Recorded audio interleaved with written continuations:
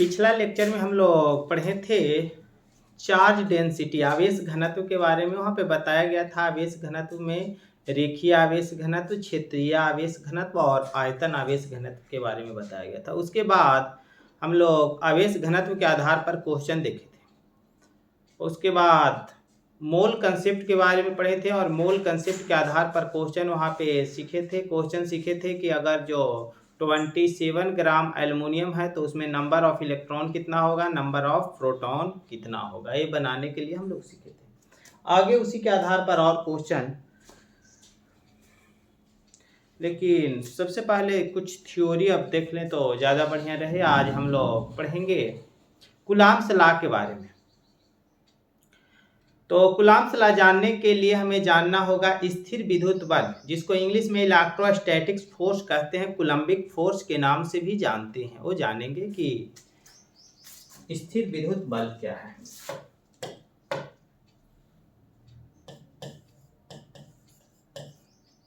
स्थिर विद्युत बल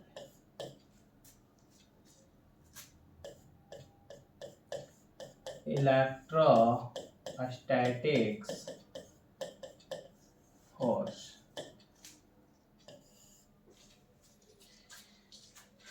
स्थिर विद्युत बल जो होता है वो दो आवेश के बीच लगता है। ये आकर्षित भी होता है और प्रतिकर्षित भी होता है। तो हम लोग बोल सकते हैं वैसा आकर्षित और प्रतिकर्षित बल जो दो आवेश के बीच लगता है स्थिर विद्युत बल कहते हैं। क्या बोलेंगे?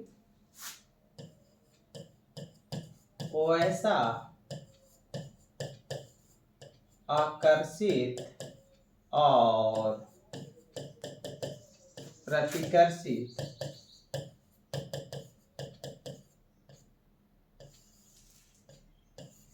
बल जो दो आवेश के बीच लगता है उसे स्थिर विद्युत बल कहते हैं। इसे एक और नाम से जानते हैं, कूलम्बिक बल। क्या कहते हैं?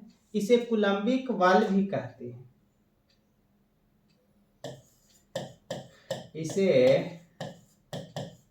कूलम्बिक बल के नाम से भी जानते हैं, के नाम से भी जानते हैं। अब ध्यान दीजिएगा, यही दो आवेश मानते हैं। एक आवेश Q1 है, दूसरा आवेश Q2 है। दोनों के बीच का दूरी R है। बीच में वायु या निर्वात है। क्या है? वायु या निर्वात है। तो यहाँ पे जो बल लगता है F बराबर 1/4 पाई एप्सिलॉन Q1 का मैग्नीट्यूड Q2 का मैग्नीट्यूड बाई डिस्टेंस का स्क्वायर, दोनों के बीच के दूरी का स्क्वायर के बराबर एक बल लगता है। यही बल के लिए कूलॉम्स नाम के एक साइंटिस्ट थे जिन्होंने नियम दिए थे। उस नियम को कूलॉम के नियम के नाम से जानते हैं। वो हम लोग आज जानेंगे। कूलॉम के नियम क्या होता है वो देखेंगे।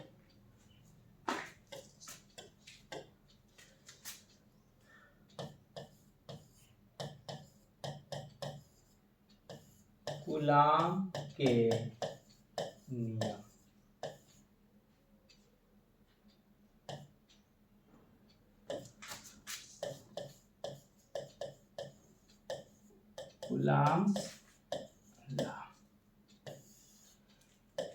कूलॉम्स नाम के एक साइंटिस्ट थे जिन्होंने स्थिर विद्युत बल के लिए ला दिए थे।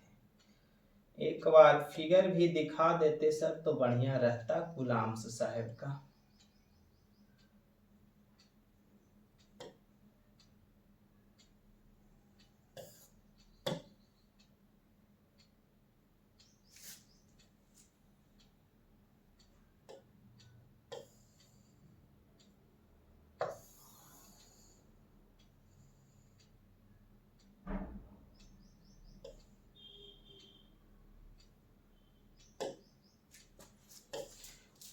यही कूलॉम्स नाम के साइंटिस्ट थे जिन्होंने स्थिर विद्युत बल के लिए नियम दिए थे।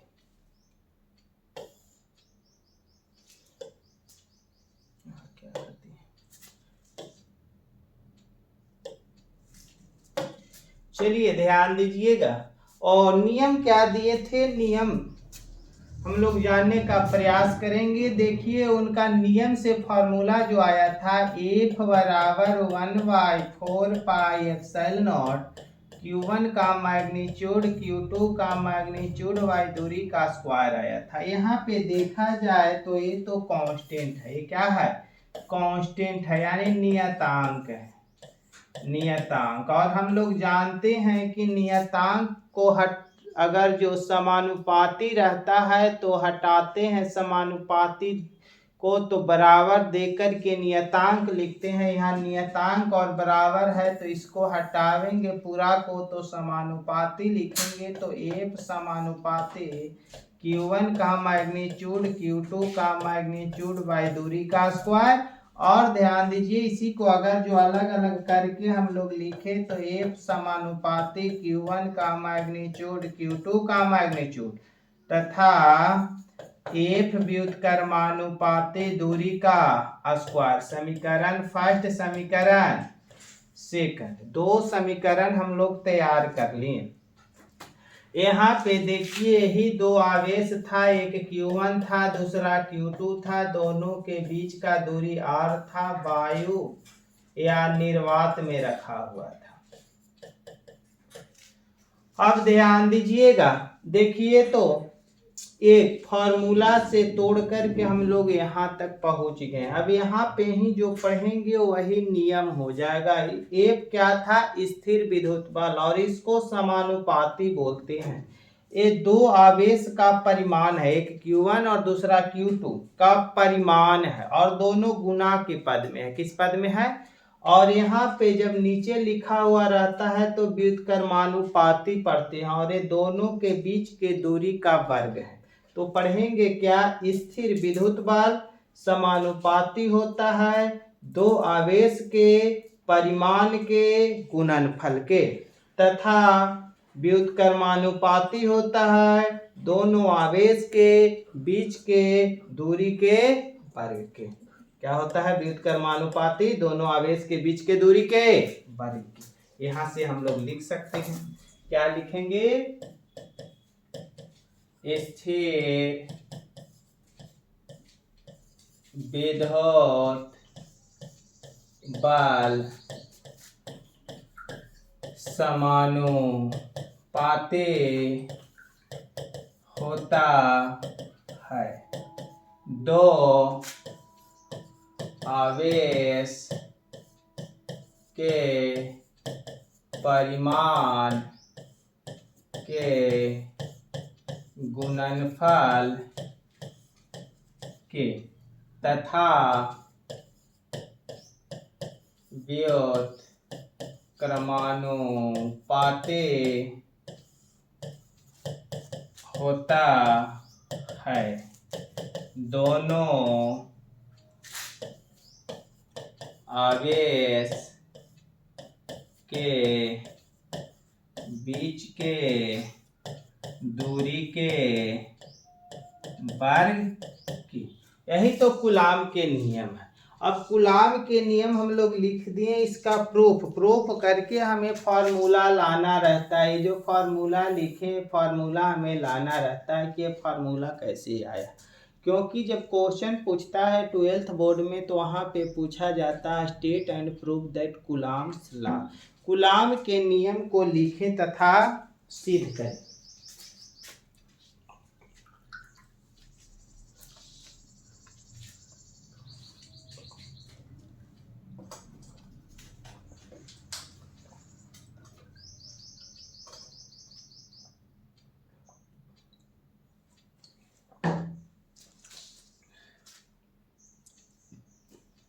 अब ध्यान दीजिएगा, तो इसको हमें प्रूफ करना है, तो देखते हैं, करते हैं प्रूफ।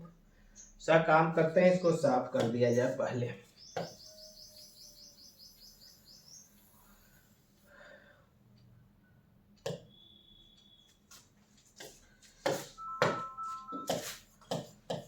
प्रूफ। प्रूफ करने के लिए सबसे पहले फिगर लिखिए। ए और बी पॉइंट पर दो आवेश लिए, एक Q1 और दूसरा Q2, दोनों के बीच का दूरी r माने। इसे वायु या निर्वात में रख दिए। कहाँ रखें? वायु या निर्वात में। अब देख करके कुछ लिखेंगे।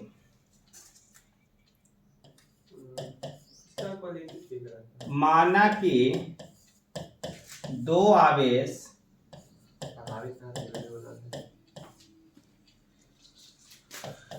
Q1 और Q2 है, जिसे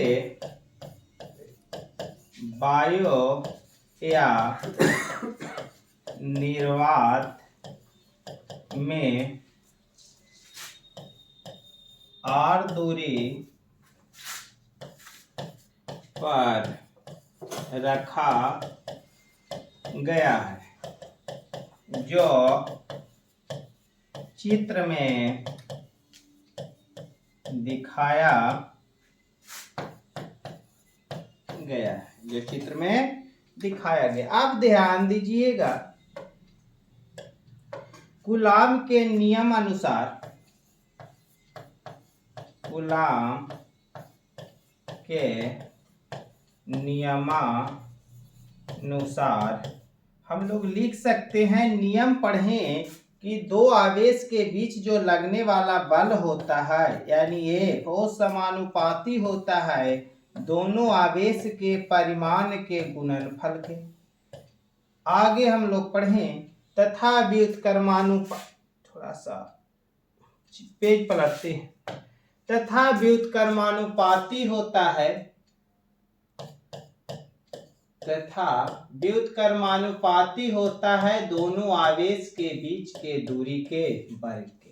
समीकरण फर्स्ट और समीकरण सेकंड से अगर जो सोल्व करेंगे, देखिए समीकरण फर्स्ट में लिखे F समानुपाती Q1 का परिमाण Q2 का परिमाण, और समीकरण सेकंड में हम लोग लिखें F व्युत्क्रमानुपाती दूरी का स्क्वायर। तो सोल्व करेंगे समीकरण फर्स्ट और सेकंड से, तो लिखेंगे F समानुपाती Q1 का मैग्नीट्यूड Q2 का मैग्नीट्यूड बाई दूरी का स्क्वायर। इसको आगे और सोल्व करेंगे तो समानुपाती को हटाते हैं, बराबर का चिन्ह देते हैं और साथ में कांस्टेंट देते हैं। Q1 का मैग्नीट्यूड Q2 का मैग्नीट्यूड बाई दूरी का स्क्वायर। इक्वेशन हम इसको मान लेते हैं थर्ड, जहां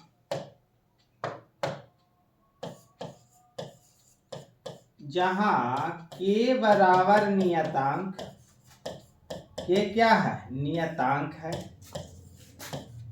S नियतांक को कूलाम नियतांक या स्थिर विद्युत बल नियतांक कहते हैं। कूलाम नियतांक का मान जो होता है, ये जो K का मान जो होता है, वो मात्रक के पद्धति पर तथा कहाँ आवेश रखा गया है, किस माध्यम में रखा गया है, वो माध्यम पर निर्भर करता है। तो ऐसा बोल सकते हैं, कूलाम नियतांक का मान, कूलाम नियतांक का मान माध्यम मात्रा के पद्धति पर, मान मात्रक के पद्धति पर तथा माध्यम पर निर्भर करता है। यदि वायु में देखा जाए, वायु या निर्वात में कूलाम नियतांक,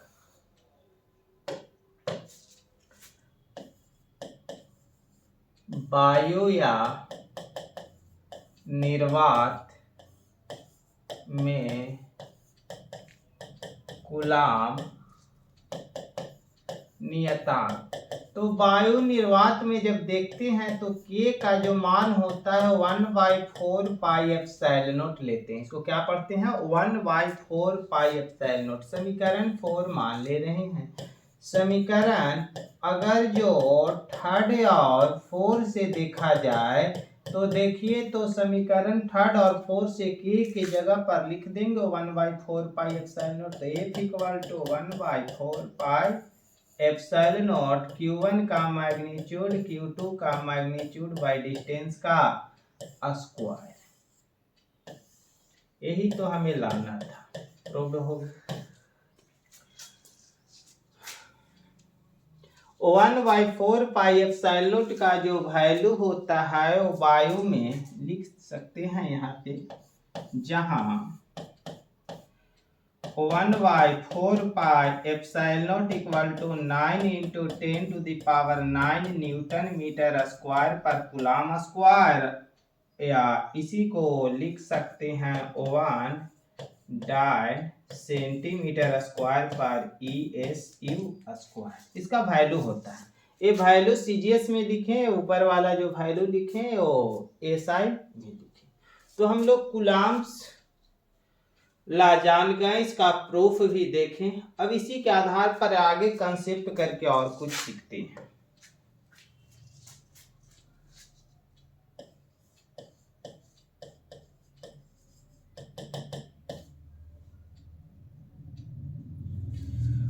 अभी हम लोग देख रहे थे कि अगर जो दो आवेश है, एक Q1 है और दूसरा Q2 है, r दूरी पर रखा जाए, कितना दूरी पर?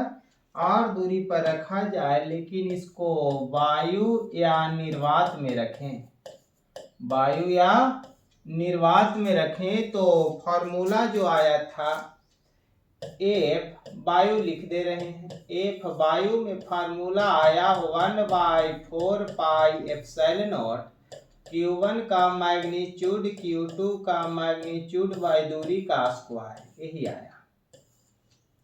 लेकिन अब क्या कर रहे हैं, वही दोनों आवेश को A और B बिंदु पर रखल था, और Q1 था और Q2 था, r दूरी पर था, लेकिन अब वायु में नहीं रख कर के माध्यम में रख दें। कहाँ रख दें? माध्यम में रख दें आवेश को। अब जैसे ही हम माध्यम में रखेंगे तो हम लोग पढ़ें कि K के जगह पर 1/4 पाई एप्सिलॉन नॉट लिखे हैं। K का वैल्यू जो है वो माध्यम पर निर्भर करता है, तो यहाँ माध्यम में क्या हो जाएगा? F माध्यम में वो जो K का वैल्यू जो था वो चेंज हो जाएगा। वायु में 1/4 पाई एप्सिलॉन नॉट था, यहाँ माध्यम में 1/4 पाई एप्सिलॉन हो जाएगा। Q1 का मैग्नीट्यूड Q2 का मैग्नीट्यूड बाई डिस्टेंस का स्क्वायर। समीकरण 2 ध्यान दीजिए। अब यहाँ पे कुछ देखते हैं, जहाँ एप्सिलॉन नॉट जो हम लोग लिखे, देख रहे हैं ना, यहाँ 1/4 पाई एप्सिलॉन नॉट जो लिखे, तो एप्सिलॉन नॉट को यहाँ पे बोलते हैं वायु या निर्वात का निरपेक्ष विद्युतशीलता। क्या बोलेंगे? वायु या निर्वात का निरपेक्ष विद्युतशीलता।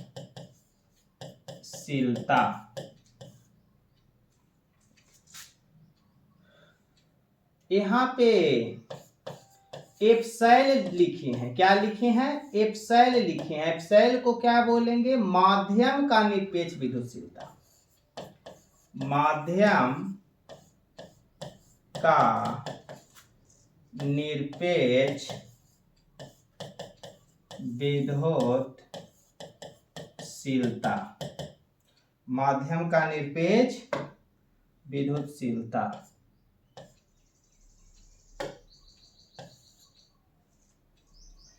अब ध्यान दीजिएगा, देखिए तो समीकरण फर्स्ट में, अगर जो समीकरण फर्स्ट में समीकरण सेकंड से डिवाइड दें तो क्या होगा जी, ऊपर में एफ वायु हो जाएगा और नीचे में एफ माध्यम हो जाएगा। 1/4 पाई इसमें भी है, 1/4 पाई इसमें भी है, कैंसिल हो जाएगा तो 1/एप्सिलॉन यहाँ पे बचेगा और नीचे में 1/एप्सिलॉन बचेगा। देखिए तो Q1 का मैग्नीट्यूड Q2 का मैग्नीट्यूड बाई डिस्टेंस का स्क्वायर, Q1 का मैग्नीट्यूड Q2 का मैग्नीट्यूड बाई डिस्टेंस का स्क्वायर एक दूसरे से तो कैंसिल हो जाएगा।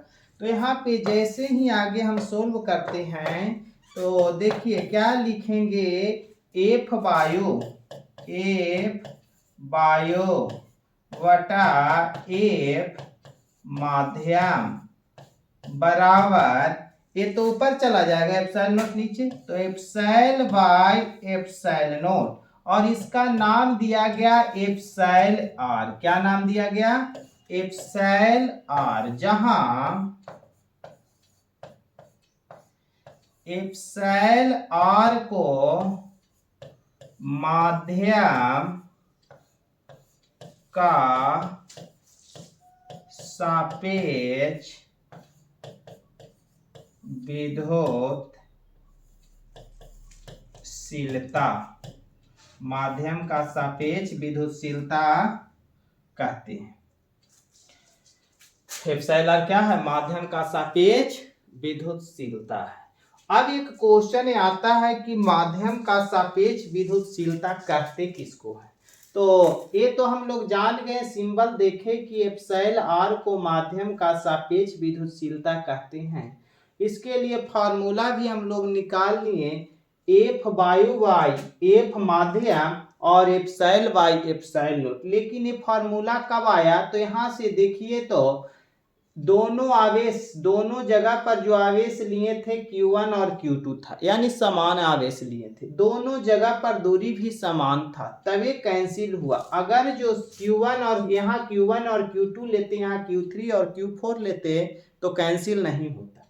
दूरी अगर जो यहाँ R1 था यहाँ R2 हो जाता तो भी उस कंडीशन में भी कैंसिल नहीं होता। जब समान था तभी कैंसिल हुआ, अगर जो समान नहीं रहता तो कैंसिल नहीं होता। तो हम लोग ऐसा बोल सकते हैं कि समान आवेश और समान दूरी पर ही डिराइव किया गया फार्मूला, समान आवेश लिया गया और समान दूरी लिया गया, तभी ये फार्मूला आया। तो देखिए आप डिफिनेशन की तरफ बढ़ते हैं और जानेंगे माध्यम का सापेक्ष विद्युतशीलता क्या है।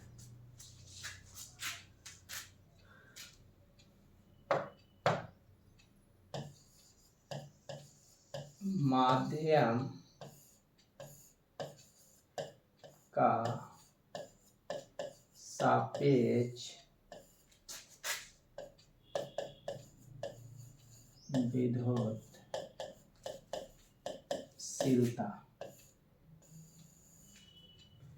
जिसको इंग्लिश में बोलते हैं रिलेटिव परमिटिविटी ऑफ मीडियम। क्या बोलेंगे, रिलेटिव परमिटिविटी ऑफ मीडियम। ध्यान दीजिएगा, ये तो हम लोग जान गए हैं रिलेटिव परमिटिविटी ऑफ मीडियम को एप्सिलॉन आर के द्वारा लिखते हैं। इसके लिए फॉर्मूला एफ बायो वटा एफ माध्यम आया था। एक और फार्मूला आया था एप्सिलॉन बटा एप्सिलॉन नॉट। देखिए तो अगर जो एसआई यूनिट देखा जाए तो ऊपर में भी बल है और नीचे में भी बल है, तो ऊपर का यूनिट न्यूटन, नीचे का यूनिट न्यूटन, यानी यूनिट खत्म हो गया, यानी इसका मात्रक नहीं बचा। और हम लोग जानते हैं कि जिसका मात्रक नहीं होता है विमा नहीं होता है। तो ये आवेश मात्रकहीन तथा विमाहीन है। क्या बोल सकते हैं? यह मात्रकहीन तथा विमाहीन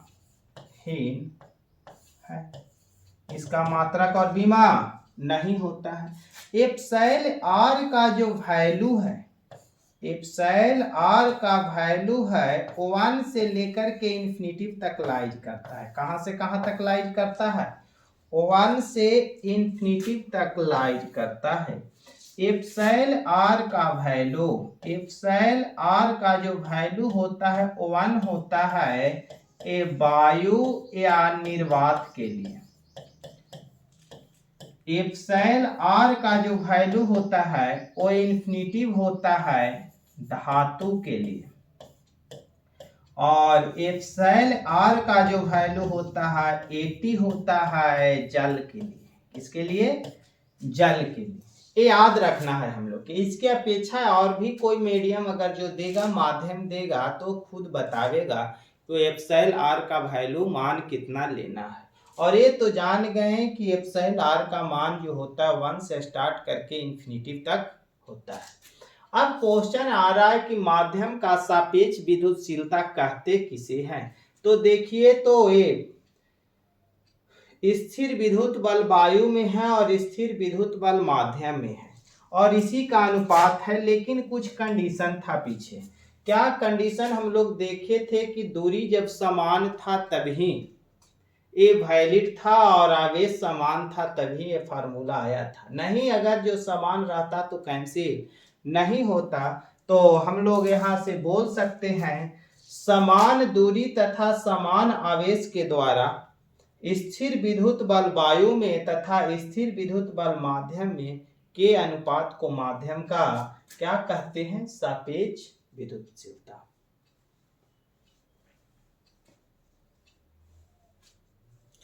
क्या बोलेंगे? समान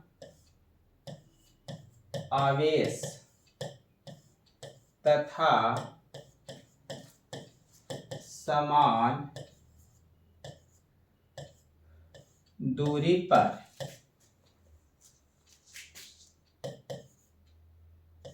स्थिर विद्युत बल वायु में तथा स्थिर विद्युत बल माध्यम में। स्थिर विद्युत बल वायु में तथा स्थिर विद्युत बल माध्यम में के अनुपात को के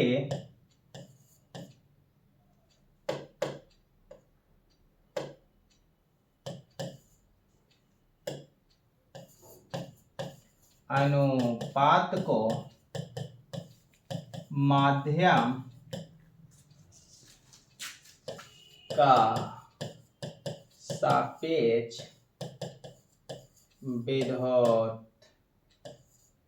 विद्युतशीलता कहते हैं।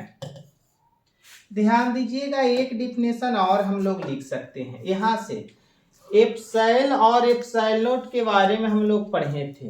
एप्सिलॉन को बोलते हैं माध्यम का निरपेक्ष विद्युतशीलता, और एप्सिलॉन नॉट को वायु या निर्वात का निरपेक्ष विद्युतशीलता। तो क्या बोलेंगे? माध्यम का निरपेक्ष विद्युतशीलता तथा वायु या निर्वात का निरपेक्ष विद्युतशीलता के अनुपात को माध्यम का सापेक्ष विद्युतशीलता कहते हैं। क्या बोलेंगे? माध्यम के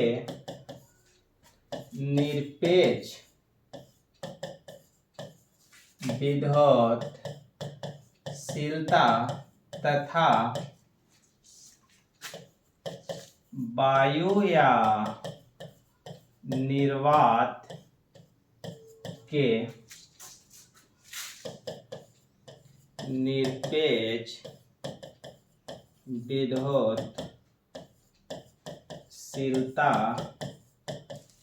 के अनुपात को माध्यम का सापेक्ष विद्युतशीलता कहते हैं।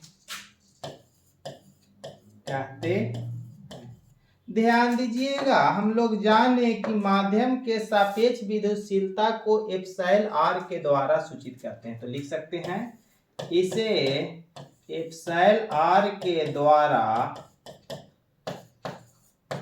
सूचित किया जाता है। बाकी तो आप लोग सीख चुके हैं। तो माध्यम के सापेक्ष विद्युतशीलता के बारे में भी हम लोग पढ़ चुके। अब कुछ याद रखेंगे, कुछ पॉइंट जो है याद रखना है हमें, जो ऑब्जेक्टिव के लिए काम करेगा और न्यूमेरिकल बनाते समय काम करेगा। तो ऐसा काम करेंगे, हेडिंग बनावेंगे रिमेंबर दैट, है ना। रिमेंबर दैट, याद रखें।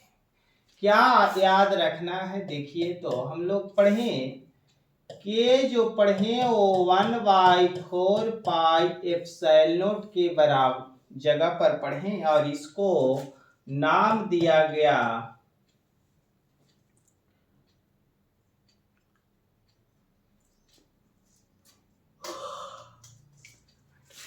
इसका नाम क्या दिया गया, तो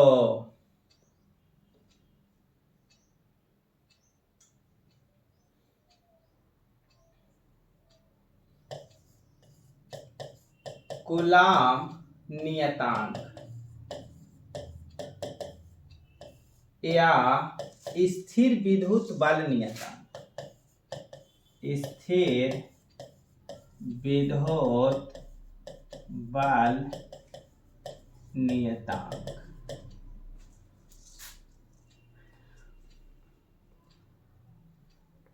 उसके बाद हम लोग एप्सिलॉन नॉट पढ़े। एप्सिलॉन नॉट को बोला गया वायु या निर्वात का निरपेक्ष विद्युतशीलता। इंग्लिश में बोलते हैं absolute permittivity of free space, absolute permittivity of free space. उसके बाद एक और टर्म हमें मिला जिसको एप्सिलॉन बोले। एप्सिलॉन को बोला गया माध्यम का निरपेक्ष विद्युत, माध्यम का निरपेक्ष विद्युतशीलता।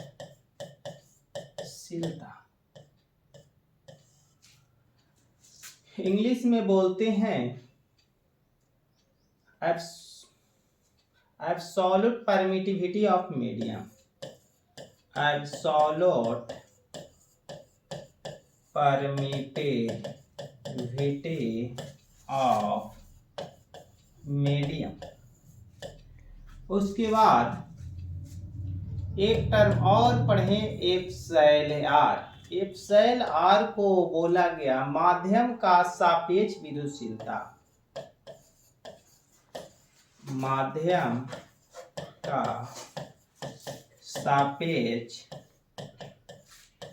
विद्युतशीलता।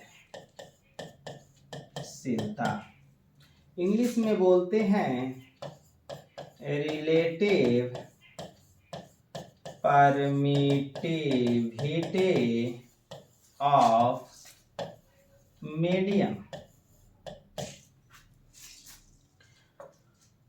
अब ध्यान दीजिएगा, अगर जो कहता है कि 1/4 pi epsilon not 1/4 pi epsilon not का एसआई मात्रक क्या होता है, वैल्यू इसका मान कितना होता है, सीजीएस में कितना होता है, एफपीएस में कितना होता है, इसका बीमीय सूत्र क्या होता है, वो सब हम लोग जानेंगे। तो 1/4 पाई एप्सिलॉन का मान जो होता है वो 9 × 10⁹ न्यूटन मीटर स्क्वायर पर कूलम स्क्वायर एसआई में लिखें, इसमें एसआई में। लेकिन अगर जो इसी का वैल्यू देखा जाए सीजीएस में तो 1 सेंटीमीटर स्क्वायर पर ESU स्क्वायर होता है, किसमें है, सीजीएस में। अब ध्यान दीजिएगा आगे, एप्सिलॉन 1/4 पाई एप्सिलॉन का एसआई मात्रक 1/4 पाई एप्सिलॉन का एसआई मात्रक देखा जाए तो अभी जस्ट लिखें, क्या लिखें, न्यूटन मीटर स्क्वायर पर कूलम स्क्वायर। अगर जो 1/4 पाई एप्सिलॉन का बीमीय सूत्र देखा जाए तो देखिए यहीं से बना लेते हैं। न्यूटन फोर्स का था तो mLT-2 और एल स्क्वायर दूरी का और चार्ज का 80 होता है तो स्क्वायर है तो ए स्क्वायर टी स्क्वायर। सोल्व करेंगे तो mL3T-4 A-2 स्क्वायर ब्रैकेट से बंद कर देंगे, ये बीमीय सूत्र हो गया। उसी प्रकार से हम लोग अभी और पढ़ें, क्या पढ़ें कि एप्सिलॉन का मान जो होता है 8.85 × 10⁻⁻12 कूलम स्क्वायर पर न्यूटन मीटर स्क्वायर होता है एसआई में, किसमें, एसआई में। यही अगर जो सीजीएस में देखा जाए तो 1/4 पाई ESU स्क्वायर पर 9 सेंटीमीटर स्क्वायर होगा, किसमें होगा, ये सीजीएस में होगा। अब ध्यान दीजिएगा, एप्सिलॉन का एसआई मात्रक अगर जो पूछा जाए, एसआई मात्रक, तो देखिए तो क्या लिखेंगे, कूलम स्क्वायर पर न्यूटन मीटर स्क्वायर, और एप्सिलॉन का बीमीय सूत्र अगर जो पूछा जाए तो बीमीय सूत्र देखिए, इसके पहले 1/4 पाई एप्सिलॉन का मात्रक न्यूटन मीटर स्क्वायर पर कूलम, उसी का उल्टा है तो बीमीय सूत्र भी उल्टा हो जाएगा। m के पावर -1, l के पावर -3, t के पावर 4 और a के पावर 2, ये भी हम लोग जान गए। अब इसी प्रकार से आगे और हम लोग पढ़ें, क्या पढ़ें, एप्सिलॉन r के बारे में। तो एप्सिलॉन r के बारे में पढ़ें तो एप्सिलॉन r का मात्रक और बीमा नहीं होता है। और यहाँ पे पढ़ें एप्सिलॉन r का जो वैल्यू है 1 से इंफिनिटी तक लाइन करता है। एप्सिलॉन r का वैल्यू 1 होता है वायु में, एप्सिलॉन r का वैल्यू 80 होता है जल में, एप्सिलॉन r का वैल्यू इंफिनिटी होता है धातु में। धातु बोले तो आयरन, क्वार्ट्ज, निकेल, कुछ भी रहे वो सब क्या है, धातु। तो धातु में एप्सिलॉन r का वैल्यू कितना हो जाता है, इंफिनिटी हो जाता है। कितना हो जाता है, इंफिनिटी। इन्हीं को कोई परेशानी नहीं है। चलिए, जब परेशानी नहीं है तो ये सब हम लोग जान गए। अब ये सब ध्यान में रखेंगे तो ऑब्जेक्टिव क्वेश्चन नहीं छूटेगा। साथ में कहीं भी कोई न्यूमेरिकल आवेगा तो बनेगा।